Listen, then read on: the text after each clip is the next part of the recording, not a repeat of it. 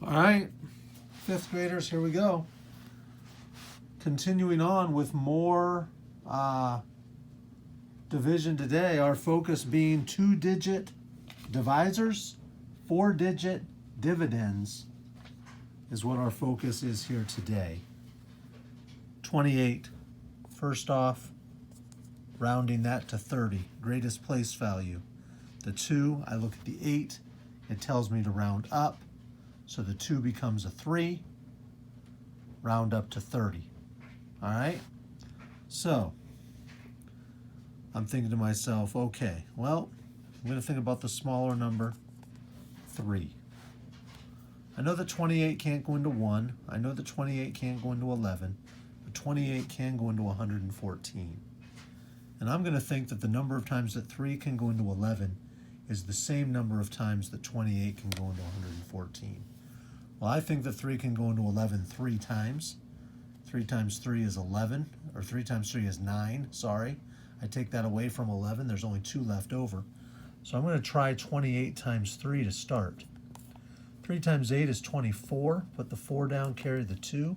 3 times 2 is 6, plus 2 is 8. Well, it's decision time. Do I want to put a 3 up here and an 84? 84 and 114 seem to have a good distance between them. So just to be safe, I'm going to try 28 times 4. 4 times 8 is 32. Put the 2 down, carry the 3. 4 times 2 is 8, plus the 3 is 11. I get 112. I like that better with 114. So I'm going to say that 28 can go into 114 4 times. The 4's got to go above the 4 because it's 28 going into 114 4 times. I've established that 28 times 4 is 112. 28 times 4 is 112. When I do that subtraction problem, 4 minus 2 is 2.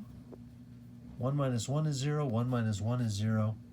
I'm okay with 2 after I subtract because it's less than 28. And this is going to be interesting. Go ahead and bring the 8 down. And I can clearly see that 28 can go into 28 one time. I don't even need to use any of the shortcuts with the smaller numbers. 1 times 28 is 28. 28 minus 28 is 0. That's going to be pretty straightforward. All right, 4,885 divided by 37. Well, once again, 37, we're going to round that up to 40. Use the smaller number 4. 3 is in the greatest place value. The 7 tells me to round up because 5 and higher rounds up. So the 3 becomes a 4. It becomes 40. I know that 37 can't go into 4, but 37 can go into 48. And so I want to think that the number of times that 4 can go into 4 is the same number of times that 37 can go into 48. Well, 4 can go into 4 one time. And I think that's pretty good. I kind of like that because I know that 1 times 37 is 37, and 37 is fairly close to 48. So I'm going to say that 37 can go into 48 one time. I'm going to proceed with confidence. 1 times 37 is 37. When I go ahead and subtract that, 8 minus 7 is 1. 4 minus 3 is 1. I'm okay with having 11 left over when I'm dividing by 37 because 11 is less than 37. Then I need to go ahead and bring down the 8. And I'm going to think, well, okay, I know that 4 can go into 11 2 times. So I'm going to come over here and I'm going to try 37 times 2. Remember, this is always the number you multiply by. 2 times 7 is 14. Put the 4 down, carry the 1. 2 times 3 is 6, plus 1 is 7. Well, I'm not totally sure what I think about 74 and 118. That's far enough away. I want to be close. I don't want 74 to be too low. So just to be safe, I'm going to try 37 times 3.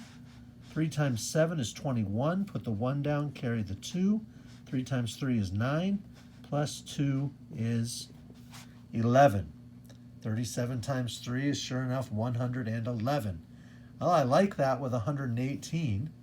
So So I'm going to proceed with confidence that 37 can go into 118 3 times. We figured out that 3 times 37 is 111.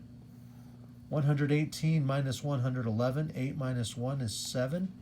And I know that both of those are going to end up being 0. I'm okay with 7 left over when I'm dividing by 37, as 7 is smaller. Now it's time to go ahead and bring down the 5. And I'm thinking, well, when I go back and look at my original scratch work, I already see that 37 times 2 is 74. So I'm feeling pretty good about that, actually. 37 times 2 is 74. So I'm going to just kind of go ahead and proceed. I'm feeling pretty good about this. That's going to be 2. 37 times 2 is 74. 75 minus 74 is 1. I find out that 1 is left over. There's nothing left to bring down. I'm okay with 1 as a remainder when I'm dividing by 37. 132, remainder 1. Moving right along. 1,266 divided by 79. Well, 79 would get rounded to 80. 7 is in the greatest place value. The 9 tells me to round up.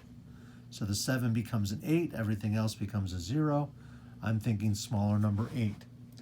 So I'm thinking, well, the number of times that 8 can go into 12 is the same number of times that 79 can go into 126. And I like that because I know that 79 can't go into 1 or 12, so I have to work with 126. Well, 8 can go into 12 one time, so if I think about 79 times 1, that's going to be 79. And thinking about gaps of 79, off the top of my head, I'm thinking 79 is close to 80. And if I do 80 times 2, that's going to be 160. Because 8 times 2 is 16. Add the 0, get 160. That's significantly more than 126. So with a fair amount of confidence, I'm going to put a 1 here and a 79 right there. And when I go ahead and subtract, well, I know I can't do 6 minus 9, but I borrow from the 2, make it a 1, make the 6 a 16. 16 minus 9 is 7. I can't do 1 minus 7, but anyway, I borrow from the 1, make it a 0. This just becomes 11 minus 7 anyway. 11 minus 7 is 4. And that was a pretty good gamble, not too much of a gamble. 47 is significantly less than 79, so I'm feeling pretty good about that. Now it's time to bring down the 6. I need to figure out how many times 8 can go into 47. Because I think that the number of times that 8 can go into 47 is the same number of times that 79 can go into 476. Well, 8 can go into 47 5 times. So the first thing I want to try is 79 times 5. 5 times 9 is 45. Put the 5 down, carry the 4. 5 times 7 is 35. Plus the 4 is 39, 395. Well, I'm 79 away, but this is way up to 476. So just to be safe, we want to see, we're going to try 79 times 6. 6 times 9 is 54. Put the 4 down, carry the 5. 6 times 7 is 42, plus the 5 is 47. I get 474. Well, I like that because I'm working with 476. So I'm going to say that 79 can go into 476 6 times. Come up here, put my 6. 6 times 79. I've already established that that's 474. When I subtract those, 6 minus 4 is 2.